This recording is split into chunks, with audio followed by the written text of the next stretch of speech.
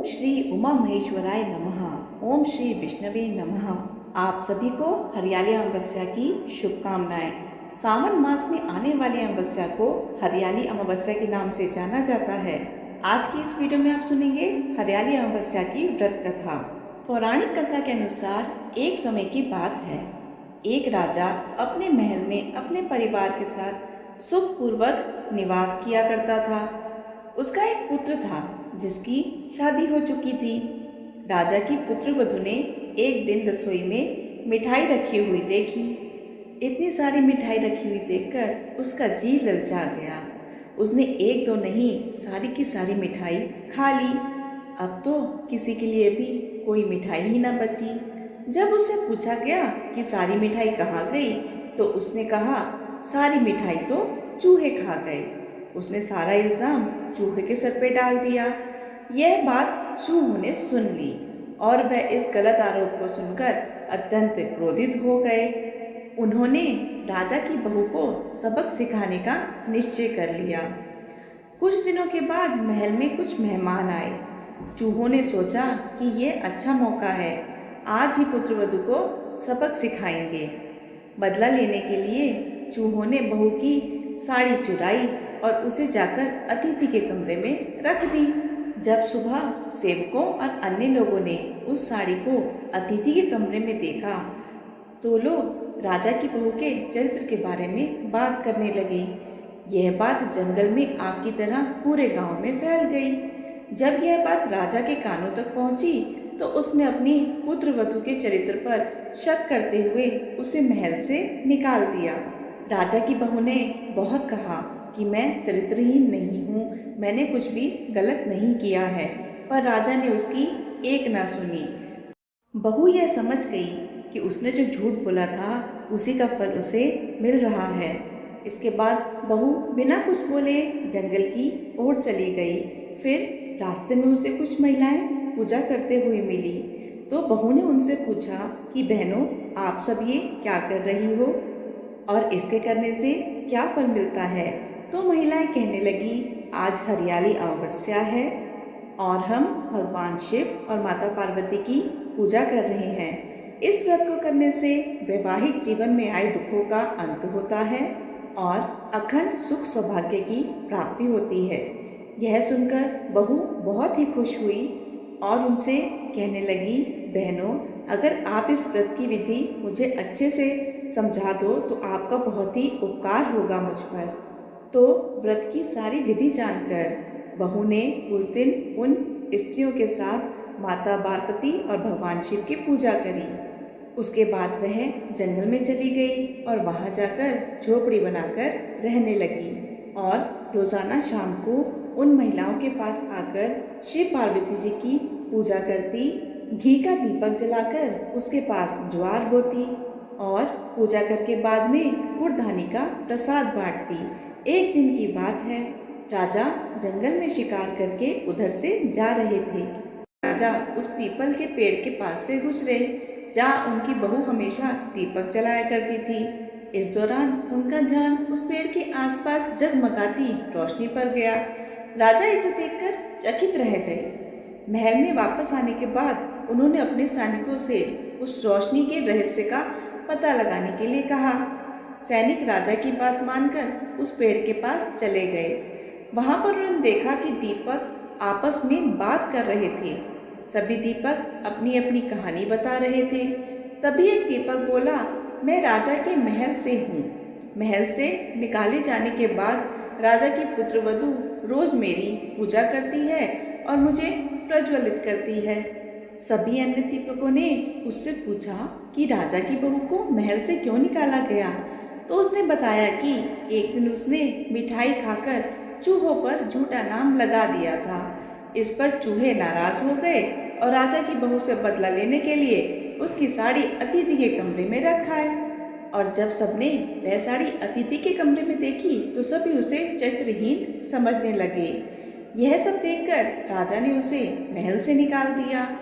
यह सब सुनकर सैनिक भी हैरान रह गए और महल वापस आकर उन्होंने राजा को पूरी बात बताई।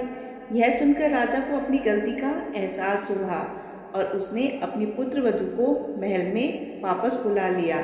इस प्रकार पीपल के पेड़ की नियमित पूजा करने का फल राजा की बहू को मिला और वह अपना जीवन आराम से व्यतीत करने लगी। हे शिव महाराज, हे पार्वती माता, जैसे आपने बहू पर कृपा करी, ऐसी कृपा सब पर बनाए रखना, सभी पर सुख सौभाग्य बनाए रखना। तो प्रेम से बोलिए भगवान शिव और माता पार्वती की जय। अमावस्या की तिथि पर अमावस्या माता की कथा सुनी जाती है। तो आइए अब सुनिए अमावस्या माता की पौराणिक कथा। एक गांव में एक सास और बहू अकेले रहते थे और उनका बेटा विदेश में कमाने के लिए गया हुआ था। सास बहू बहुत प्रेम से रहते थे और एक दूसरे की देखभाल भी किया करते थे। एक दिन बहू ने खाना नहीं खाया तो सास ने बड़े प्रेम से पूछा, बेटा तुमने खाना क्यों नहीं खाया? तो बहू कहने लगी, सासू माँ, आज मेरा अमावस माता का व्रत है, इसीलिए मैंने खाना नहीं खाया। तब सास ने बहू से पूछा, बहू ये व्रत क्या होता है और इस व्रत को करने से क्या फल मिलता है, यह मुझे भी बताओ। तब बहू कहने लगी, सासू माँ, अमावस माता का व्रत करने से बहुत पुण्य मिलता है, घर में धन धान्य सुख समृद्धि बनी रहती है और अटल सुहाग मिलता है, पुत्र की प्राप्ति होती है। इसी तरह से 3 पनौती अमावस माता का व्रत भी रखा जाता है। इस व्रत में हर वर्ष अलग अलग खाना खाया जाता है और विष्णु भगवान के मंदिर में चढ़ावा चढ़ाया जाता है या फिर किसी ब्राह्मण को दान दक्षिणा दी जाती है। इस व्रत में पहले साल शक्कर, घी और चावल से बना हुआ खाना खाया जाता है और व्रत पूर्ण होने के बाद 1.25 किलो चावल, 1 कटोरी घी और 1 कटोरी शक्कर का दान किसी ब्राह्मण को दिया जाता है। दूसरे साल जौ, घी और शक्कर से बना खाना खाया जाता है। इसी तरह जब दूसरे साल का व्रत पूर्ण हो जाए तो 1.25 किलो जौ, 1 कटोरी घी और 1 कटोरी शक्कर किसी मंदिर में चढ़ाया जाता है या फिर किसी ब्राह्मण देवता को दान में दिया जाता है। तीसरे साल गुड़, घी और तिल से बने व्यंजन खाने चाहिए और जब व्रत पूर्ण हो जाए तब आधा किलो तिल, गुड़ और 1 कटोरी घी किसी मंदिर में दान करना चाहिए, नहीं तो किसी ब्राह्मण देवता को दान में दे देना चाहिए। इसी को सासू माँ 3 पनौती अमावस्या का व्रत कहा जाता है। फिर बहू कहने लगी, माँ जी, इस व्रत का संकल्प लेने के बाद इस व्रत को पूरा करना बहुत ज़रूरी होता है। अगर पूरा नहीं कर सकते तब घर परिवार में झगड़ा और अशांति हो जाती है। तब सासू माँ कहने लगी, बहू मेरी तो उम्र हो गई है, लेकिन तुम यह व्रत ज़रूर करना। तब बहू यह व्रत करना प्रारंभ करती है। एक दिन किसी के कहने पर बहू ने गेहूं से बनी रोटी खा ली और अमावस माता इस बात से नाराज हो गई। कभी सास और बहू जो बहुत प्रेम से रहती थी, अब उन दोनों में झगड़े होने लगे। सभी गांव वाले भी हैरान हो गए कि इनके घर में ये सब क्या हो रहा है। सास अपनी बहू को कहने लगी, जब से तुम हमारे घर में बहू बनकर आए हो, हमारे घर की लक्ष्मी चली गई है, तुम हमारे लिए बिल्कुल भी शुभ नहीं हो। तब बहू ने कहा, माँ जी, आपके घर की लक्ष्मी चली गई है तो मुझे बताओ कहाँ मिलेगी, मैं लक्ष्मी को लेकर आऊंगी। तब सासू माँ कहने लगी, बहू, माता लक्ष्मी तुम्हें समुद्र के बीच में भगवान विष्णु के पैर दबाते हुए मिलेंगी। तब बहू यह कहकर चली जाती है कि माँ जी, अब तो मैं लक्ष्मी माता को लेकर ही आऊंगी, नहीं तो मैं इस घर में पैर नहीं रखूंगी। ऐसा कहकर बहू लक्ष्मी जी की खोज में चली गई। जब बहू लक्ष्मी जी की खोज में निकली तो उसे रास्ते में एक गाय मिली। तो गाय माता बहू से पूछने लगी कि आप कहाँ जा रही हैं। गाय माता के पूछने पर बहू बोली, हे गाय माता, मेरी सास कहती है कि मेरे आने से उनके घर में अन्न धन की कमी हो गई है और घर की लक्ष्मी चली गई है, तो मैं लक्ष्मी माता को लेने जा रही हूँ। तब गाय माता कहने लगी, हे बेटी, अगर तुम जा ही रही हो तो भगवान से मेरे बारे में भी पूछ लेना। बहू ने कहा, हाँ गाय माता, पूछ लूंगी।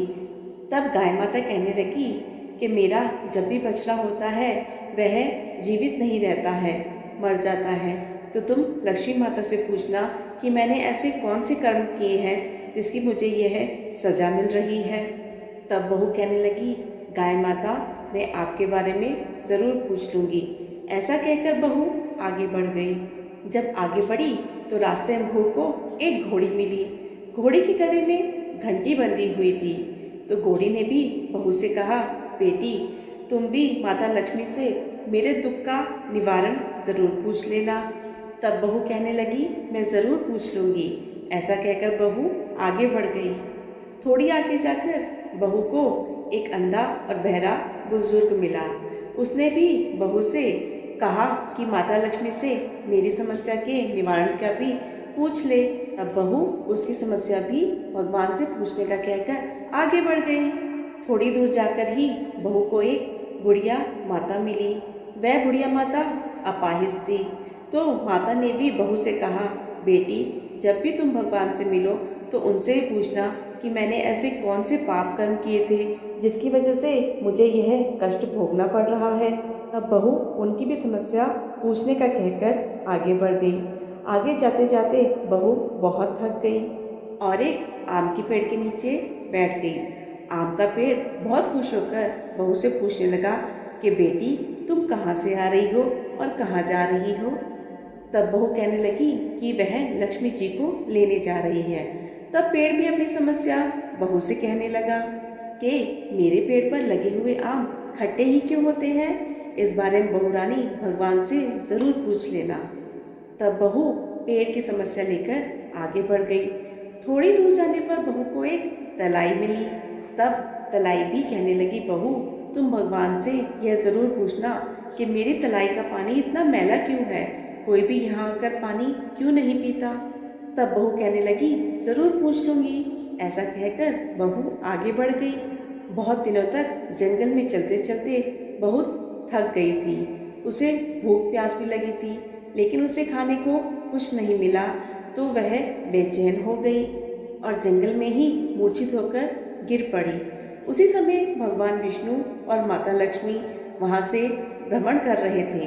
तब माता लक्ष्मी ने कहा, हे नाथ, ये तो आपकी बहुत बड़ी भक्त है, आप इसके कष्टों का निवारण कीजिए। तब श्री विष्णु कहते हैं कि इस संसार में तो बहुत से जीव दुखी हैं, सभी अपने अपने कर्मों का फल भोग रहे हैं, मैं किस किस के दुख का निवारण करूं। तो माता लक्ष्मी श्री विष्णु से कहने लगी, ये प्रभु, वह भूखी प्यासी है, अगर इसे इसी अवस्था में जंगल में छोड़ दिया गया तो जंगली जानवर इसे खा जाएंगे। माता लक्ष्मी की बात सुनकर श्री हरि एक साधु का वेश धारण कर बहू के पास गए और उसे होश में लेकर आए। बहू के होश में आते ही साधु वेश में भगवान उससे पूछने लगे कि वह यहाँ क्यों आई है और कहाँ जा रही है। तब बहू ने सारी बात बता दी। उसकी बात सुनकर भगवान श्री हरि विष्णु और माता लक्ष्मी प्रकट हो गए। उनके साथ साथ प्रकट हुई अमावस माता भी। बहू ये सब देखकर उनके चरणों में गिरकर उनको प्रणाम करने लगी। तभी अमावस माता कहने लगी, बेटी, तूने मेरे व्रत को खंडित किया है, उसी की सजा तुझे मिल रही है। अब मैं तुम्हें क्षमा करती हूँ। अब तुम अपने घर को जाओ, तुम्हारा घर तुम्हें अन्न और धन से भरा हुआ मिलेगा। तुम्हारा घर सुंदर महल में बदल जाएगा और तुम्हारी सभी मनोकामनाएं भी पूर्ण हो जाएंगी। ये सब सुनने के पश्चात बहू को रास्ते में जो जो भी मिला था उन सभी के दुखों का निवारण करने के लिए बहू ने विनती की। तब भगवान श्री हरि कहने लगे कि गाय ने कभी अपना दूध किसी और को नहीं पिलाया, इसी कारण से उसके बछड़े जिंदा नहीं रहते, तुम उसका दूध पी लेना, इसके बाद से उसके बछड़े जिंदा रहने लगेंगे। और घोड़ी पिछले जन्म में आटा पीसने वाली महिला थी, वह किसी को भी आटा पीसकर नहीं देती थी, इसीलिए उसके गले में चक्की के पाट बंधे हुए हैं, तुम उसके पाट खोल देना, वह बिल्कुल ठीक हो जाएगी। और वह बुजुर्ग कभी भगवान के मंदिर नहीं गया, ना ही उसने कभी भगवान के भजन सुने, तुम उसे मंदिर में ले जाकर भगवान के दर्शन करा देना, इससे वह ठीक हो जाएगा। अपाहिज महिला, उसने कभी अपनी जवानी में दान पुण्य नहीं किया, इसलिए उसको यह सजा मिली है। तुम उससे कुछ भी दान करवा देना तो उसकी विकलांगता दूर हो जाएगी और वो आम का पेड़, उसने कभी भी अपने पेड़ के आम किसी बच्चे को खाने को नहीं दिए, इसलिए उसके पेड़ के आम खट्टे होते हैं। अब तुम उसके पेड़ का आम खा लेना तो उसके पेड़ के आम मीठे होने लगेंगे। और तलाई का पानी पिछले जन्म में देवरानी जेठानी थी और वे हर समय झगड़ा करती रहती थी, इसलिए उस तलाई का पानी मैला है। तुम उस तलाई का पानी पी लेना तो वह तलाई शुद्ध हो जाएगी। लोग वहां आकर पानी पीने लगेंगे। इस तरह बहू ने भगवान श्री हरि, माता लक्ष्मी और माता अमावस्या को प्रणाम किया और अपने घर की तरफ चलने लगी। रास्ते में उसे जो जो भी मिला उन सभी की समस्या वह भगवान के कहे अनुसार दूर करती चली गई। सभी ने उसे भर भर कर आशीर्वाद दिया। घर पहुंचते ही उसका टूटा फूटा घर एक सुंदर महल में बदल गया। उसके घर में अन्न और धन के भंडार भर गए। तब बहू ने सासू माँ से कहा, सासू माँ, आपने ठीक ही कहा था, मैं आपके लिए शुभ नहीं हूँ। मेरे जाने से ही आपके घर में लक्ष्मी आई है। अब आप यहाँ रहें, मैं मंदिर जा रही हूँ। तब सास ने कहा, बेटी, ये तुम्हारे अमावस माता के व्रत करने का फल ही हमको मिला है। अब तुम यहीं पर रहो, यहाँ से कहीं नहीं जाओगी। इस प्रकार सास और बहू खुशी खुशी रहने लगे। और फिर एक दिन सास का बेटा भी विदेश से घर वापस लौट आया। और फिर जब घर में उसने खूब धन दौलत के भंडार देखे, तब उसकी माँ ने सारी बात अपने बेटे को बता दी। इस प्रकार वे सभी मिलकर खुशी खुशी रहने लगे और तीनों मिलकर अमावस माता के व्रत रखने लगे। तो बोलिए अमावस माता की जय। हे अमावस माता, इस कथा को कहने सुनने वाले सभी भक्तों के घर में धन्य धान्य के भंडार भरना, सभी की रक्षा करना। यह थी आज की कथा। आशा है आपको ये वीडियो पसंद आई होगी। वीडियो पसंद आई है तो वीडियो को लाइक शेयर करके चैनल को सब्सक्राइब जरूर कीजिएगा। धन्यवाद।